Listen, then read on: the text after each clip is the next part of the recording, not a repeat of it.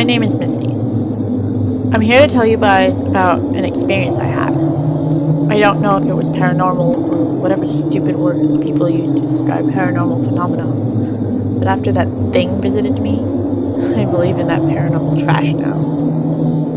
A week after I moved in with my brother Andy, after my house was foreclosed, I finished unpacking. Andy liked the idea of me moving in, since we hadn't seen each other in about 10 years. So I was excited too. I soon fell asleep after I moved in. After that first week, I heard rustling noises coming from outside at about 1 in the morning. I thought it was a raccoon, so I ignored it and tried to fall asleep. The next morning, I told Andy about it, and he agreed.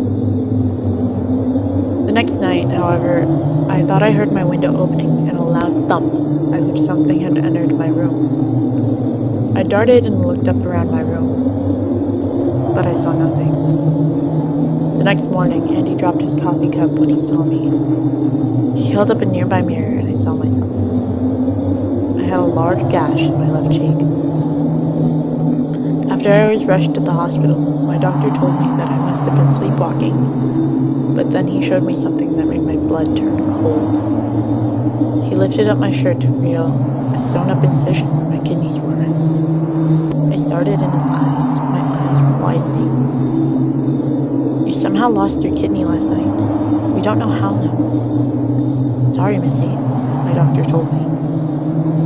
The next night was my breaking point. About midnight, I woke up to see a truly horrifying sight. I was face to face with a creature with a black hoodie and a dark blue mask with no nose or mouth staring down at me.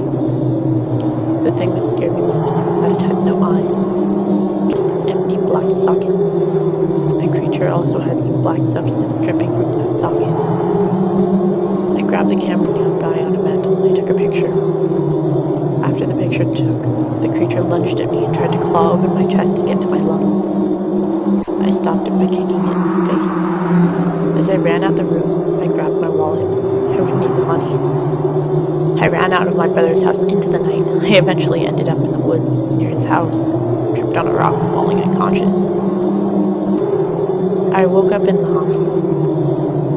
The same doctor that had treated me before walked in. I have good news and I have bad news, Missy, my doctor started.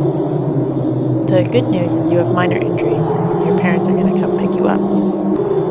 I sighed with relief, all too soon. The bad news is your brothers were killed by some thing.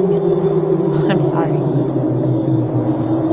My parents took me back to Andy's house to collect my remaining belongings, which I did. Upon entering my room, I was scared but remained calm. I grabbed my camera and then stopped dead in my tracks. In the hallway leading up to my room, I saw Andy's body and something small laying next to him. I picked up the small thing and entered my parents' car, not mentioning Andy's corpse. I looked at the thing I had picked up and nearly vomited. I was holding my stolen, half-eaten kidney with black substance